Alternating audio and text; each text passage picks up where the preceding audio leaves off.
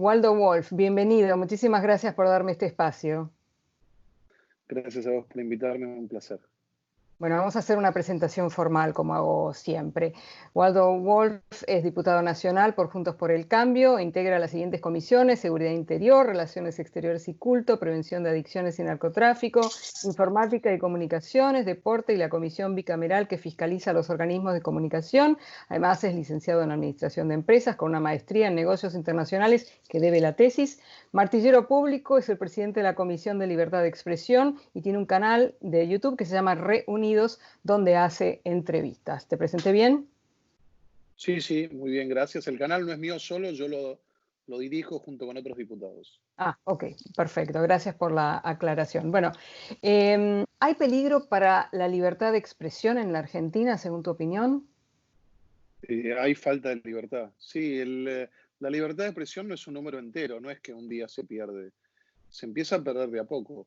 Hoy vos tenés, bueno, de hecho, nosotros estamos ahora mientras hablamos, yo acabo de terminar una reunión en la Comisión de Seguridad y la de Derechos Humanos conjunta y comparecieron virtualmente, porque aquí no tenemos un funcionamiento presencial en la Cámara de Diputados, los ministros de Seguridad Frederick y de Derechos Humanos Pietragala, y nos dan apenas 3 minutos a algunos diputados para hablar, cuando en otras épocas, bueno, la Cámara de Diputados es el Parlamento, viene de parlamentar. Bueno, ahí tenés un cercenamiento de las libertades de comunicación. Si hablas con periodistas, vos que sos periodista en off, muchos de ellos te dicen que no pueden decir lo que piensan. Yo presido la Comisión de Libertad de Expresión y, por ejemplo, la TV pública hace 8 meses que no me invitan y a ciertos canales privados tampoco. Ahora, ¿ellos pueden cambiar las reglas así sobre el pucho? Sí, sí, sí, O sea, eso lamentablemente significa sí. que cada vez que tenés una reunión parlamentaria, sea virtual o presencial, podés llegar y encontrarte con la sorpresa de que cambiaron otra regla. Es que, por empezar, la reunión virtual hace que alguien maneje el micrófono y cuando no quieren que hables, no hablas, y se negocia la cantidad que va a hablar y solamente se pueden tratar leyes consensuadas. Históricamente ha tenido un espíritu de confrontación. La confrontación es absolutamente, es parte del debate de ideas, ¿no? Confrontar ideas, y esto se hace presencialmente. Es difícil hacerlo entre 257 personas por video. Entonces, sí, ellos cambian. Mira, yo vengo diciendo una frase hace varios días en la que creo, hago política de manera bastante natural, que dice que no hay democracia sin elecciones, pero con elecciones sola no alcanza para que la democracia sea republicana, participativa, plena y vigente. Y nosotros tenemos donde se comienzan a cercenar las libertades individuales. Bueno, fíjate que las últimas 4 mujeres periodistas que le hicieron preguntas al presidente fueron agredidas, como Mercedes Ninzi, como Viviana Canosa, como Silvia Mercado, como Cristina Pérez. O sea, al presidente no se le puede preguntar porque te agrede. O sea, si uno llega a la etapa de preguntarle, ya la agresión hace que esto genere una autocensura e intimidación. En el caso de Viviana Canosa, no sé cuándo lo han visto ustedes allá, pero él le escribió por WhatsApp a su teléfono personal diciendo: tener cuidado con lo que haces.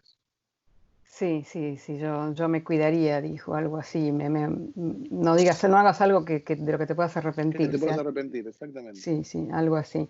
Em, Tu mamá es o era periodista, no sé si están vivos tus padres, y tu papá, un judío alemán que sobrevivió que se escapó del régimen nazi, digamos. En estos casos hay familias que hablan abiertamente de este tipo de historias y hay otras familias que no lo hablan para nada y que por ahí los hijos se enteran 40 años después que el padre huyó de los nazis. ¿Cómo fue en tu crecimiento? ¿Te enteraste de esto y cómo te influyó si es que te enteraste? Sí, mi madre vive, tiene 80 años, es periodista, está presentando su libro número 15 ahora estos días. Una mujer muy activa que me transmitió la vocación por la investigación, por el estudio, por la capacitación. Yo suelo ser un hombre muy fuerte cuando hablo, porque generalmente cuando hablo es porque sé, generalmente cuando sé es porque he estudiado, y de lo que no sé no hablo. Y digo, de esto no lo sé. Qué poco Y argentino eso. sí, es poco porteño, sobre todo, Poco porteño, menos, sí. menos porteño aún, menos porteño aún. Sí. Y mi padre vino de muy pequeño, a los 6 años, escapando de lo que fue la Kristallnacht, el 9 de noviembre del año 1938, Sí, la noche de los... y la Noche de los Cristales. Y sí, yo me crié en el seno de la comunidad judía alemana aquí en la Argentina, escuchando en primera persona cómo eh, después de 400 o 500 años en Alemania, los judíos, porque ha sido interesante visitar el pueblo donde nació mi padre y ver el cementerio con tumbas desde el año 1500. La comunidad judía alemana llegaba escapando de España porque de lo que fue la Inquisición, porque la iglesia luterana en aquel entonces no era inquisidora, entonces la gran inmigración a Europa occidental y oriental viene de España, de Sfarada, ahí vienen los sefaradíes. Y, ¿Cómo y te influyó? como sus vecinos comenzaron primero cercenándoles las libertades despacito y después terminaron echándolos y luego matándolos. Y eso hace que yo sea un hombre muy reactivo a los fascismos, que me provoque tanto escosor y motive mi lucha el poder en manos de una persona, el fanatismo, el autoritarismo, el totalitarismo, el autarquismo. Así que sí, sin duda me ha marcado, ¿no? Escuchar de boca de mis abuelos, de mis tíos abuelos, de mis tíos, esto, ¿no? De que de repente tenían que vender todo para irse porque cambiaban las leyes de Nuremberg y quienes eran alemanes dejaban de serlo. Y escuchás acá a veces algunos que se transforman en exégetas o sommelier de la patria, de quién es patriota, de quién es argentino, de quién es bolivariano, de quién es chavista, de quién es digno del respeto de la vida y quién no. Entiendo que es una rememoración de ese totalitarismo ayornado a lo que pasa hoy en ciertos sectores del mundo. A mí me toca aquí en el sur de América Latina. Sos una persona, no sé si la palabra sería confrontacional, pero sí no te guardas nada, decís las cosas como las pensás, como las sentís y no le tenés miedo a nadie, porque has dicho cosas públicamente contra las personas más poderosas, por lo menos de la Argentina. Me imagino que eso repercute en amenazas, en cosas que te pasan en las redes sociales. ¿Qué es lo que recibís y cómo lo tomás, cómo reaccionás? Eh, por empezar es terapéutico, yo no me guardo nada porque si me lo guardo me enfermo y prefiero que se preocupen los totalitaristas. Y además lo digo como decimos aquí, con buena leche y de frente, ¿no? Sí, las amenazas y los insultos y los agravios y las provocaciones y las intimidaciones son permanentes, de anónimos y no tan anónimos. No, yo no tengo miedo, no tengo miedo, tengo una familia hermosa que me acompaña, mi mujer y mis 2 hijos, que ya tienen edad de acompañarme, mis hijos tienen 23 y 21 años, y, y yo les transmito a ellos, para mí es una forma de vivir, así fui educado también, ¿no? Yo eh, ejerzo mi acción cívica, mi vocación con pasión y entiendo que les estoy dando un mensaje y hoy los veo jóvenes involucrados en sus desafíos con la pasión que yo me involucro en el mío y así fui educado y lo hago con mucho orgullo y no tengo miedo. No. La verdad que no me considero valiente porque no tengo miedo. Tendría miedo de sentir vergüenza cuando me miro al espejo, cosa que no me ocurre. Me imagino que no. Te voy a leer algunas citas, tanto tuyas como del presidente Fernández, ¿no? Una cosa que él dijo, no hay que mentir en la política. Qué personaje para decir semejante frase. Después, eh, bueno, cosas, por ejemplo, como dijo de Venezuela, del memorando con Irán y tantas cosas en las que hace 2 minutos dijo una cosa y ahora está diciendo otra, ¿no? Y ahora te voy a decir algunas frases que dijiste vos en material que estuve mirando para hacerte esta entrevista. Dijiste, refiriéndose siempre a Alberto Fernández, ha depreciado el valor de la palabra, es el gerente de la impunidad, me da vergüenza y tristeza tener un presidente así, respeto más a Cristina porque dijo lo que haría y no a Fernández, disfrazado de profesor de Derecho Penal, están ejecutando el plan de impunidad prometido a Cristina. ¿Qué te, qué te dan ganas de decirme con toda esta sopa de letras y contradicciones y cosas que te acabo de decir? Bueno, creo que ya está todo dicho ahí. Bueno, una de las cosas que ha logrado el presidente es que una gran parte de la ciudadanía no le crea absolutamente nada. El fin de semana incluso una columna típica o caracterizada que tenemos aquí en el Clarín, que es el diario más importante o de más tirada en Argentina, hay un columnista, Borenstein, que es el hijo del célebre Tato Bores, que lo comparó con Rolo Puente, que es un actor que falleció de vodevil, del bizarro argentino, y qué feo, ¿no? Que te tengan que comparar con alguien del absurdo. Es un hombre que no tiene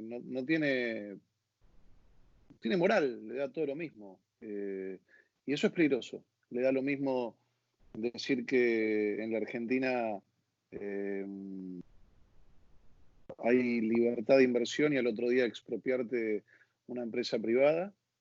Pero también le da lo mismo decir que el memorándum con Irán fue un acto de encubrimiento y al otro día decir que fue un acto de búsqueda de la verdad.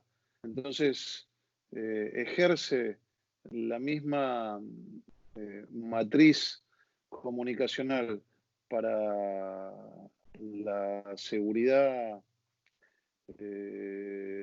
jurídica de los bienes privados que para su vínculo con un instrumento que nos hizo pasar una vergüenza en el mundo y que entregó la soberanía sobre la justicia en uno de los casos más tristes que tuvimos nosotros, que es el atentado a la AMIA que dejó 85 muertos. A mí me da mucha tristeza el presidente que tenemos y mucha vergüenza. Ahora, para mí, yo soy argentina, nací en Argentina y me crié en ese país, pero vivo hace muchos años, más de la mitad de mi vida fuera de Argentina. Entonces, en algunos sentidos, soy como una gringa que no entiende que si un gringo me pide que le explique ciertas cosas de Argentina, yo tampoco se las puedo explicar porque no las entiendo. Entonces, vos que estás tan involucrado dentro de esa sopa, explícame de qué se trata este panquequeo continuo que hace el presidente. De ayer estoy diciendo hasta que el silencio la aturda a la presidenta y mañana y la presidenta y yo somos lo mismo y en miles de temas similares. Él recibió en una teoría, por ahí te estoy pidiendo una teoría y no un hecho, porque no creo que tenga los documentos para verificarlo. Él recibió una promesa de dinero, es el poder. ¿Qué es lo que hace que se haya convertido en este enclenque moral?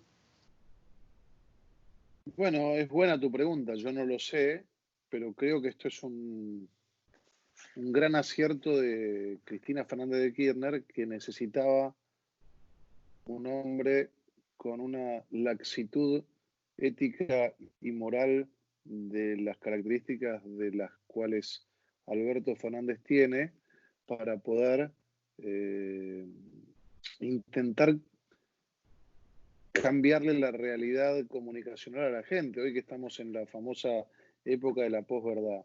Aquí como no pueden tapar los delitos cometidos por el kirchnerismo, ponen a alguien que te define que lo que antes era delito no es delito.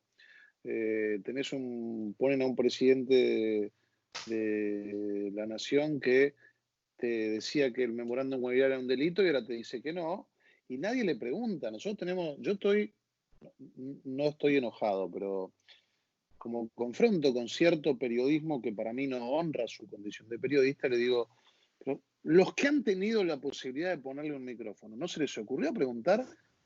Señor presidente, tengo la obligación de preguntarle con respeto, ¿no? ¿Cómo puede ser que usted antes decía que el memorándum era un delito y ahora dice que es la búsqueda de la verdad? Tampoco lo ha hecho la dirigencia de las instituciones centrales de mi comunidad, la comunidad judía, cosa que yo se los digo siempre, ¿no? Yo tengo esa característica que he aprendido con calma y con voz tenue decir las frases más contundentes, que es esta, ¿no? Yo no podría, como te dije antes, mirarme al espejo y decir, bueno, soy un dirigente comprometido o soy un periodista comprometido, porque me parece que es una obligación. Así que vos me preguntás por qué. No, yo creo que él es así, creo que él siempre fue así, creo que es un hombre que tiene una concepción de la moral que con tal de llegar al poder todo se puede. Y cuando vos para llegar al poder podés hacer todo, cuando llegas al poder también podés hacer todo para mantener el poder. Entonces, el mantener el poder está por encima de ciertos valores morales y éticos que yo entiendo que incluso aquellos que tienen responsabilidad de gestión y que deben tener plasticidad, deben mantener, porque si no los transformamos en autarcas, en totalitaristas, en hombres al servicio de implantar verdades que no lo son. Nos transformamos en mentirosos. El presidente argentino es un mentiroso. Sin ningún disimulo. Es como decía Groucho Marx, ¿no? Yo tengo mis principios y si no te gustan tengo otros. Tengo, exactamente. Lo que pasa es que en un caso es un chiste y otro es un presidente de No, pero una además nación. hay otra cosa, es otra cosa. Todos tenemos alguna contradicción en la vida, o varias, pero deben ser explicadas, ¿no? Pues si el presidente viene y dice, miren, yo la verdad que pensaba que el memorándum era un delito y la verdad que hoy he descubierto otra cosa, uno dice, bueno, puedo no estar de acuerdo, pero me lo explica. El presidente puede decir, yo creía en la libertad de mercado y ahora creo en el socialismo. Bueno, ahora lo que no se puede hacer es obligarnos a que él ande desnudo por la calle y nosotros decirle qué lindo le queda su vestido, porque entraríamos en una locura. El problema de nuestro país, y yo no soy psicólogo, pero creo que es psiquiátrico, creo que no hace falta hacerlo para darse cuenta que tenemos serios problemas de cuestiones vinculadas a la identidad y a valores troncales, ¿no? Yo que vengo de la Comisión de Seguridad, te decía, y escuchaba al peronismo hablar de los derechos humanos, que sin duda hay mucha gente que estuvo involucrada en la lucha por los derechos humanos y hay mucha gente que fue perseguida por los militares y hay mucha gente que fue desaparecida por los militares. Peronistas y no peronistas. Ahora, viejo, háganse cargo que los desaparecidos empezaron en el 74 con la AAA y que María Estela Martínez de Perón fue la que firmó el decreto por el cual llamaba a las Fuerzas Armadas a aniquilar la subversión.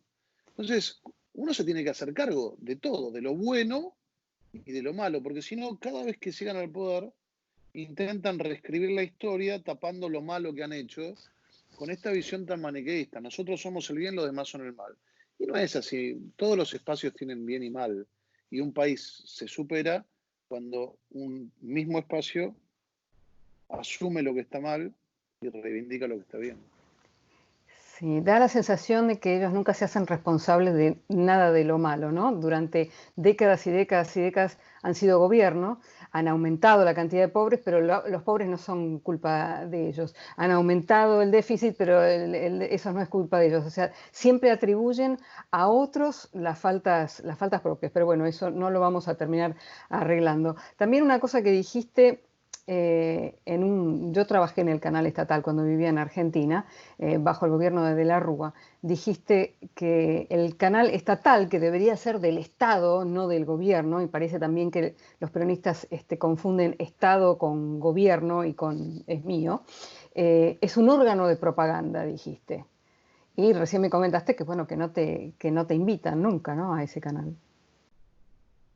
No, hace 8 meses que a mí la TV pública no me invita. De hecho, le mandé carta a la nueva directora o presidenta, no sé cuál es el cargo, que es esta chica, Rosario.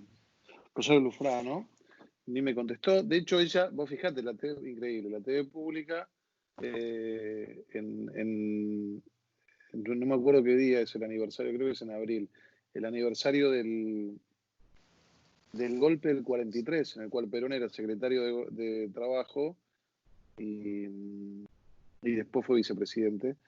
Reivindicaron el golpe del 43, lo nombran revolución del 43, fue un golpe de Estado.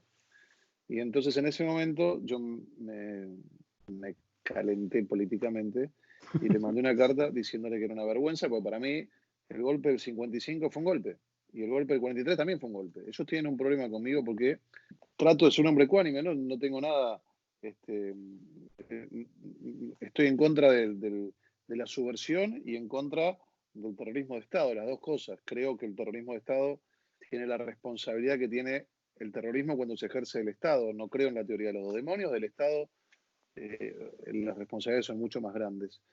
Pero considero los dos golpes. Entonces le mandé una carta diciéndole, y yo presenté un proyecto de ley para que el 15 de julio sea declarado Día Nacional contra los criminales de guerra nazi y los crímenes de lesa humanidad, porque el 15 de julio llegó Eichmann a la Argentina, en 1950, hace 70 años, se cumplieron, y es algo que el peronismo te lo tiene escondido, que acá entraron miles de nazis con pasaporte oficial durante el gobierno de Perón. Entonces, yo soy un hombre que quiere contar toda la historia, porque no quiero que nunca más nuestras democracias cobijen criminales de guerra, ¿no? Por supuesto que nunca me puse a disposición para hacer un documental. Hice un documental, lo exhibí en mi canal, respecto de cómo llegó Eichmann a la Argentina, y en nuestro canal, y nunca lo exhibieron. Así que sí, ellos son los dueños del Estado y confunden gobierno con Estado, sin duda, y lo hacen muy bien. Y lo hacen muy bien. Luchaste muy activamente en contra de este memorando firmado por Irán, que bueno, que le daba carta blanca a los autores del peor atentado de terrorismo en la Argentina. ¿A quiénes te enfrentaste a partir de esa lucha?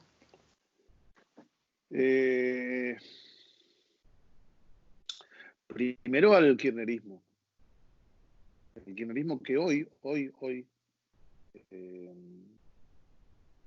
el testaferro de Maduro, que estaba en Cabo Verde y que acaba de ser extraditado a Estados Unidos, puso de abogado al juez Garzón, al ex juez Garzón, que era el juez que Ronald Noble, el miembro de Interpol que intervino a favor del memorándum, proponía para que laude entre Argentina e Irán. O sea, una muestra de cómo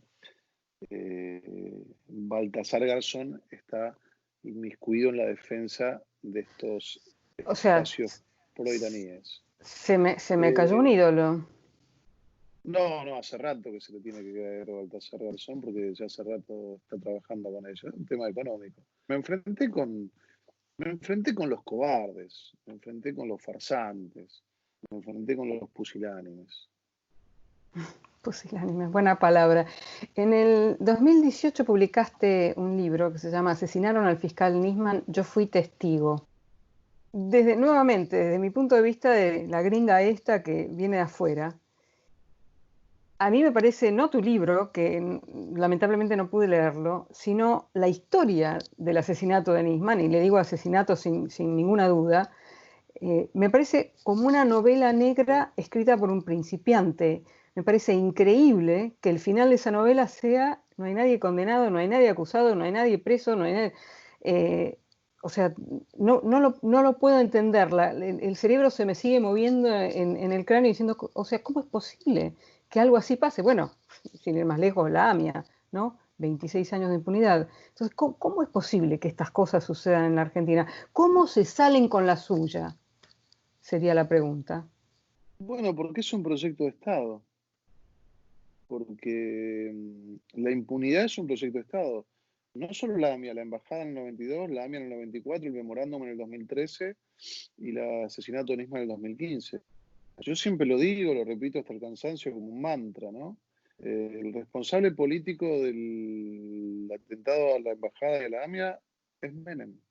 Y el responsable político de la firma del memorándum y el asesinato de Nisman es Cristina Fernández de Kirchner y su gobierno. Porque ningún gobierno está exento de tener un atentado. De hecho, pasan en todas partes del mundo. Lo que tiene y ocurre es que el gobierno tiene la obligación de resolverlo, porque las fuerzas de seguridad que instruyen sobre la escena del hecho dependen del Poder Ejecutivo. Acá no, y entras en esa disociación que suele tener el peronismo, que es que ellos no son responsables de nada. Entonces te inventan y vos tenés en la causa AMIA dos causas, la 1 y la 2. En el asesinato del fiscal Nisman tenés dos pericias, la 1 y la 2. Entonces cada uno toma lo que le conviene. Sin embargo, hay una gran cantidad de gente que lo vota. Hay una gran cantidad de gente que lo valida.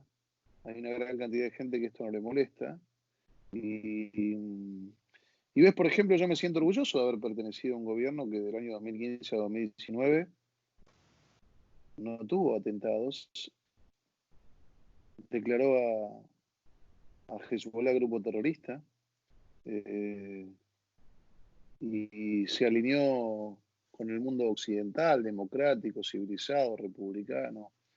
Así que, bueno, hoy los tenés abrazando nuevamente a Venezuela, desconociendo la dictadura que es Venezuela.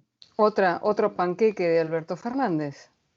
O Así sea, es. primero salió a decir que era una dictadura, que los abusos de los derechos humanos, y después dijo, no, no es una dictadura, está todo bien con Venezuela. O sea, me parece inverosímil.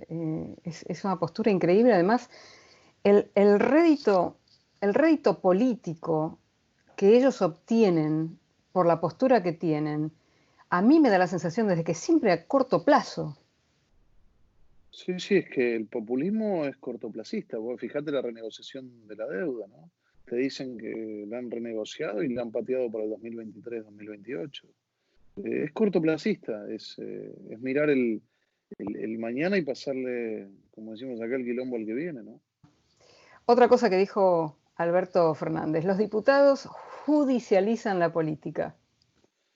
Sí, yo lo denuncié, ¿no? Y lo denuncié por la expropiación o la intervención de una empresa privada que se llama Vicentina aquí, que era inconstitucional, ¿no? Y él dijo que judicializamos la política.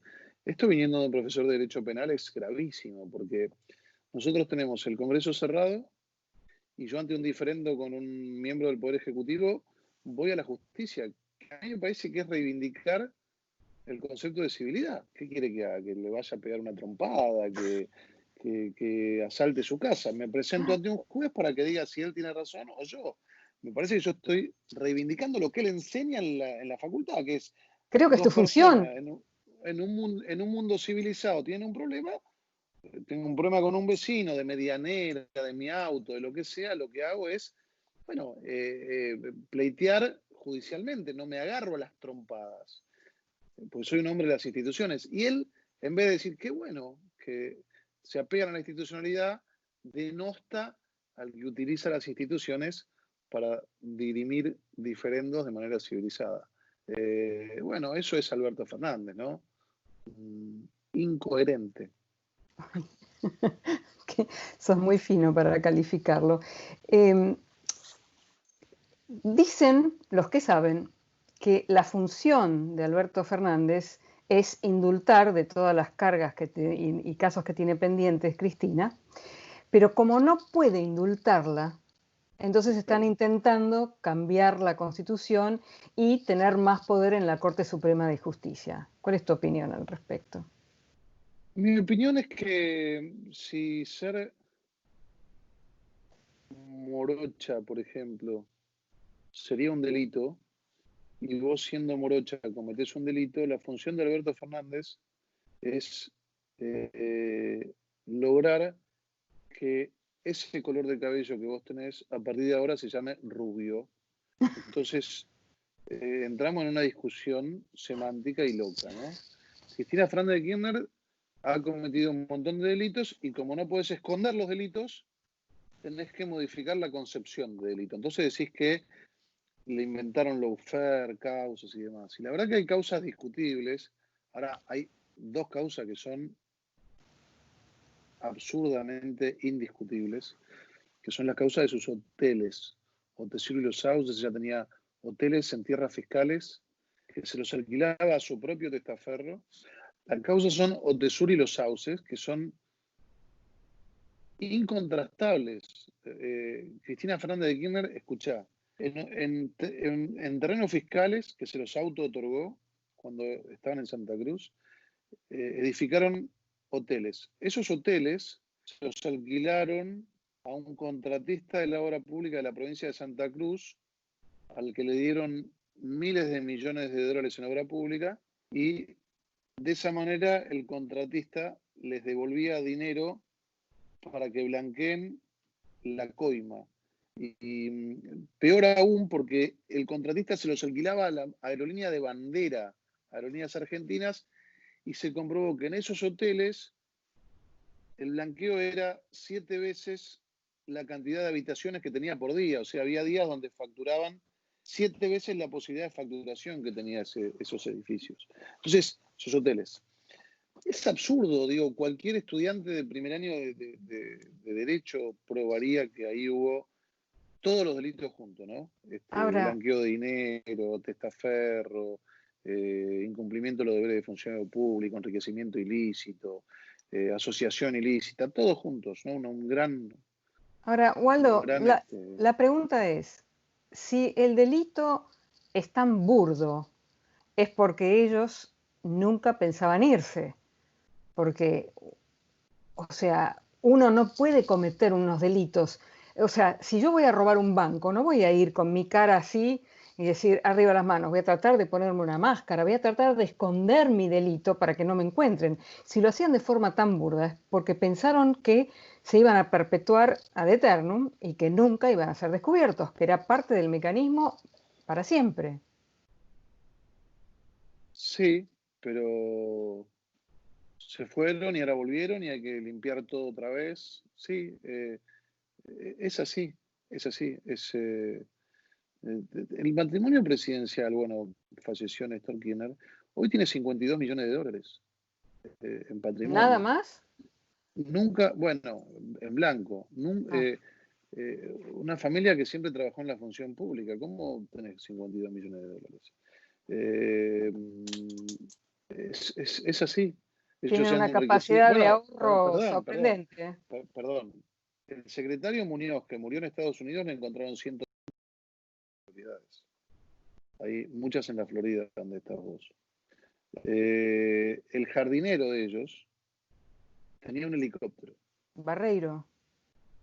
Barreiro. El chofer de ellos ofreció por un canal de televisión 320 millones de dólares por Telefe. Ahora me olvidé el nombre del chofer. Hace poco asesinaron aquí en Santa Cruz a un ex secretario al que le encontraron 46 propiedades y 64 autos a su nombre. Sus secretarios tenían todos cientos de millones de dólares. Creen en la ascensión social, evidentemente, en el No creen, o kirchnerismo. sea, creen, ellos tienen un grupo de fanáticos que no les importa que ellos roben. Ese es Y el no les importa. fenómeno. Eso es lo más increíble de todo, porque yo no me explico, por ejemplo, cómo si es tan claro y hay tantas pruebas contundentes en la justicia de que han robado, ¿por qué la gente sigue robándolos? Porque antes se decía roban pero hacen, pero estos roban y tampoco hacen. ¿Por qué los Bueno, es siguen lo que votando? bueno, eso es algo que tenés que preguntar a los que los votan, porque ellos tienen, bueno, yo tengo conocidos míos de buen nivel económico y de buen nivel social que lo han votado a Alberto Fernández y que no les molesta esto. Eso sí, ¿eh? Después les molesta que le roben, después les molesta que vendan droga. La semana pasada aquí en la Argentina hubo un video, no sé si lo viste, de un intendente que hablando frente a unos conductores de ambulancia le dijo, yo después tengo que andar tapando que ustedes venden falopa. Falopa en el slang de aquí es droga. Droga. Y sin embargo, todo el gobierno salió a respaldarlo diciendo, bueno, que lo habían malinterpretado. El tipo estaba frente a hombres que manejan ambulancia y le decían, ustedes venden falopa con mis ambulancias. O sea, no hay doble interpretación ahí, No. ni me sacaron de contexto. Así que bueno, vos tenés un montón de gente, pero después sí, cuando sus hijos se drogan, se creen que es un problema nuestro. Yo me hablo a veces a mí mismo, para no volverme loco, porque vos escuchás que el peronismo te dice, el hambre en la Argentina, cuando termine el mandato 2023, de 40 años de democracia que llevamos desde el 83, los últimos 30 los gobernó el peronismo. El partido más grande de la provincia de Buenos Aires, el partido más pobre de la provincia de Buenos Aires, que aquí se llama La Matanza, gobernaron 40 de los últimos 40 años. Y vos los escuchás y la culpa es nuestra, que tuvimos 4 años y que no llegamos a resolver los problemas que teníamos. Pero en todo caso, tampoco los profundizamos, o sea, no lo pudimos resolver. No pudimos bajar la inflación, no se pudo bajar la pobreza. Nosotros dejamos el país con un 30 y pico por ciento de pobreza. Ahora, después de esta pandemia, el kirchnerismo te va a entregar con un 50%. Y la culpa dicen que es nuestra. Y se lo creen. Se lo creen. Esto es lo más grande, lo más grave. Eso es lo más grave. No tengo tampoco una respuesta para este tema. Si yo fui ladrona de joven, trataría de esconder mis antecedentes. Pero si me recibí de abogada, estaría orgullosa con mi título, ¿no? Habilitante. Mi pregunta es, para vos, ¿es abogada o nunca se recibió de abogada, Cristina Fernández de Kirchner? Está bien tu pregunta. A mí no me gusta entrar en esa chicana porque es raro, todo ella es rara. Además no se le conoce una foto o un compañero que haya estado en su graduación. Uno. Alguien que diga, no, yo la vi, yo estudié con ella la última materia. No lo sé, es raro, todo es raro, es extraño, ¿no? Es extraño. ¿Pensás que va a lograr autoindultarse, que es lo que aparentemente está tratando de hacer Cristina? Sí, desde lo legal, sí, desde lo... Yo soy en algunas cosas soy un pesimista y en otras un optimista. Yo creo que el gobierno nuestro de Mauricio Macri en 4 años tuvo cosas malas y buenas, como todos los gobiernos, pero mostramos que después de 91 años, porque la gente no sabe por ahí en América, en tu programa que se escucha en toda América o se ve en toda América, en Argentina tardamos 91 años para que un gobierno no peronista termine un mandato constitucional. El último había sido en 1928. Y dejamos el gobierno con una coalición del 40% de oposición. Acá hay un 40% de la gente que sabe que son ladrones, una parte, que ella no puede justificar lo que ha robado. Bueno, de hecho estos días ha surgido No un puede hashtag, justificar ¿no? lo que ha robado, dijiste. Lógico. No lo que ha No lo ganado, pueden lo que ha justificar. robado. No tienen manera, no tienen manera, no tienen manera. ¿Cómo justificás que tus 4 secretarios tengan cientos de millones de dólares? No, acá tenemos un secretario de Macri que está acusado ahora de una causa que lo acusan de espionaje, un muchacho de 30 años que dice, vivo en un departamento que paga un crédito y manejo un auto de 2007. A mí no me van a poder encontrar porque no tengo plata de la corrupción. Vos, Acúsenme Waldo, de lo que quieran. vivís en la misma casa desde hace cuántos años. En esta casa hace 15 años y está mi nombre. El presidente de la Nación vivía en un departamento prestado de un contratista del Estado y no pagaba las expensas. Esta es mi casa. Yo vengo de la actividad privada, no vivo de la política. Si entras en lo que es acá el quit, que es la cédula de identificación tributaria, sabes cuánto pago de impuestos cada mes y demás. Hay muchos funcionarios kirchneristas que tienen el quit virgen, que nunca lo han usado. Así que sí, yo por eso hablo fuerte, porque estoy limpio. Otra frase que mencionaste en este material que estuve buscando, dijiste, llevarse puesta la Constitución Nacional significa hambre para el país, porque nadie va a invertir. O sea que lo Es que están verdad. tratando de hacer con la excusa de mejorar la justicia, además en el medio de una pandemia, que es ya otro tema, en realidad va a ir en detrimento de la salud del país. Y claro, yo te pregunto, primero que no podés invertir en la Argentina porque tenés desdoblamiento cambiario. ¿Qué quiere decir? Que en el mercado negro el dólar vale el doble casi de lo que vale en el mercado blanco. Razón por la cual si alguien tiene plata declarada en dólares no la puede entrar nunca, porque te la cambian a la mitad. Entonces solamente pueden fomentar el trabajo en negro. O sea, el desdoblamiento cambiario ya lo que promueve es miseria. Cuando hay libertad cambiaria es cierto que cuando las cosas están mal la gente saca la plata, pero cuando están mal las trae. De esta manera no las trae nadie nunca más. Y esto trae, y la miseria trae inseguridad. Así que el romper la Constitución trae miseria. Sí, sí, sí. No es solo épico, es pragmatismo puro. Muchas de las personas que forman parte de la oposición, el pueblo, no me refiero a los políticos, ven que la oposición es en cierta forma inactiva, que no es lo suficientemente fuerte. ¿Qué tenés que decir como defensa? No creo en los absolutismos, así que no somos todos iguales. La oposición es enorme. Yo desde mi banca me da dos maderitas y hago un incendio, así que soy un hombre muy activo y muy fogoso en mi accionar. Y yo creo que nuestro votante también debe evaluar, entender los momentos. Lo mejor que puede hacer la oposición hoy es mantenerse junta. Y lo estamos haciendo. Todos los procesos, cuando se reformulan, cuando cae una estructura, tienen un plazo de reacomodamiento.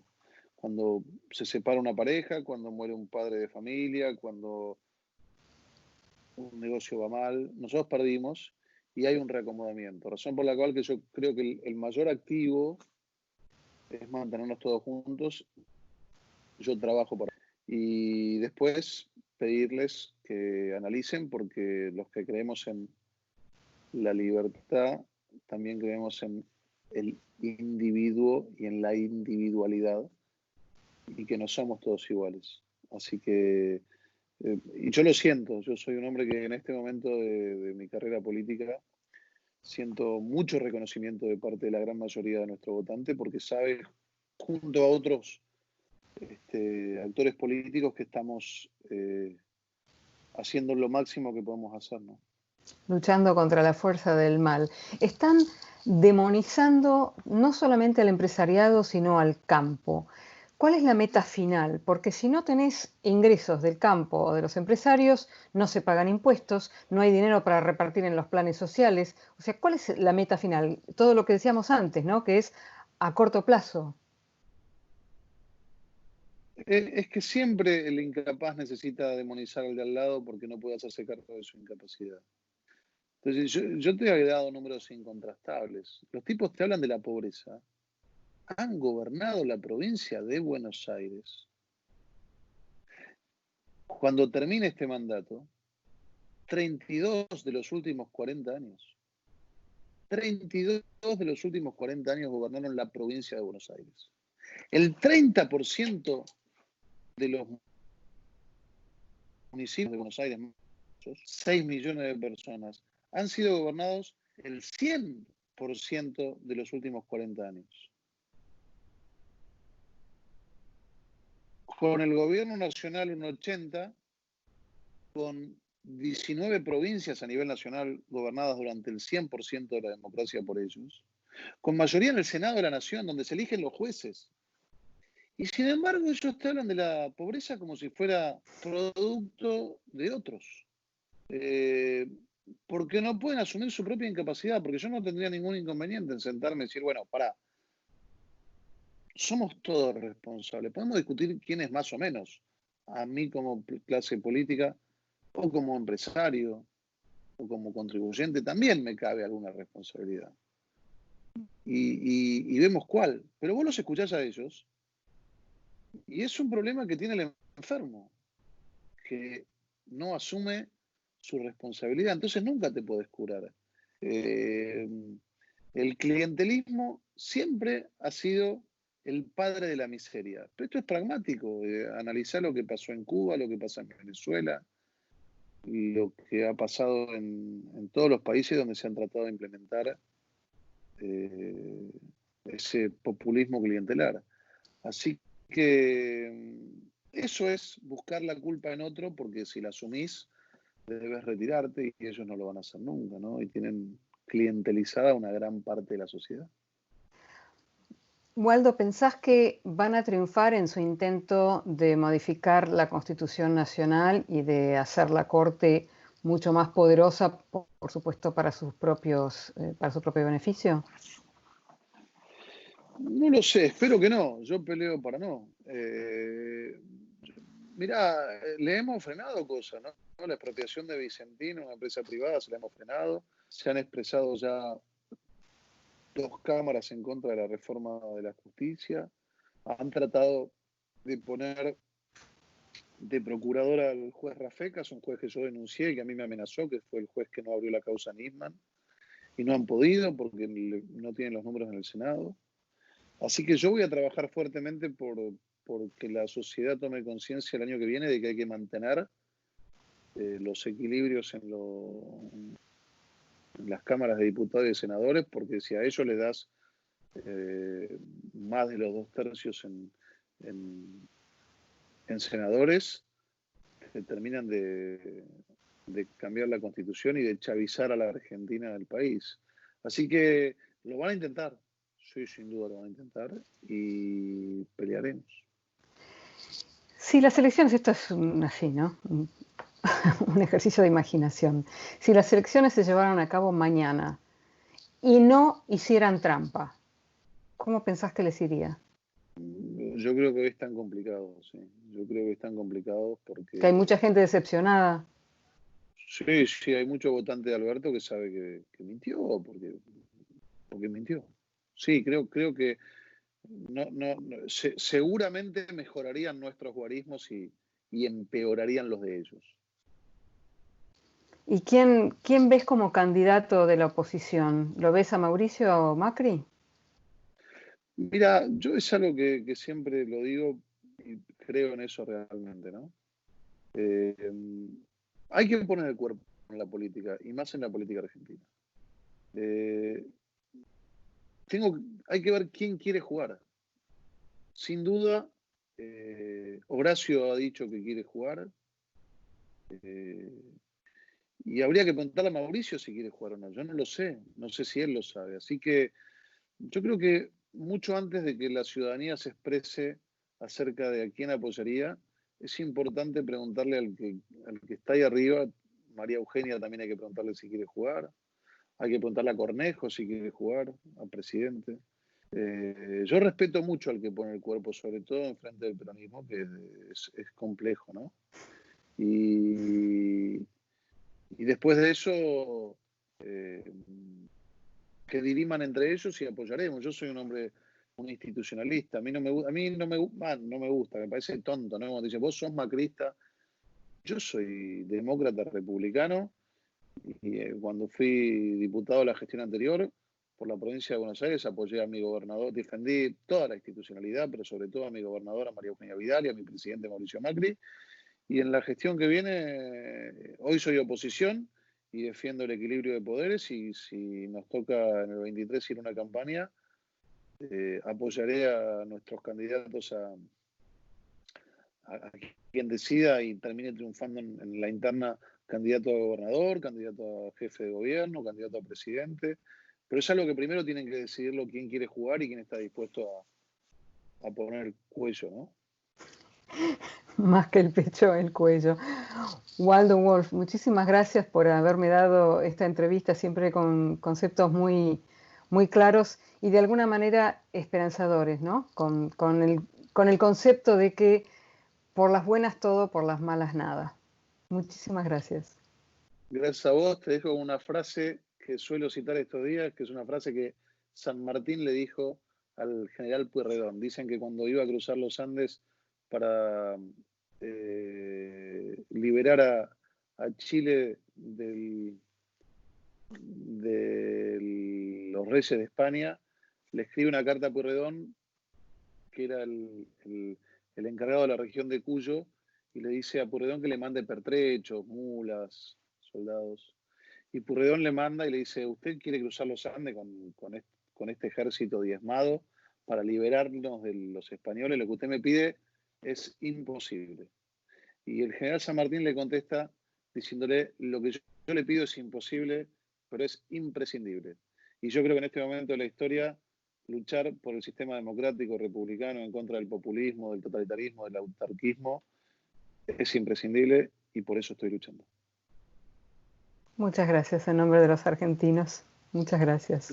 Gracias a vos y hasta cualquier momento. Chau, chau. Bye.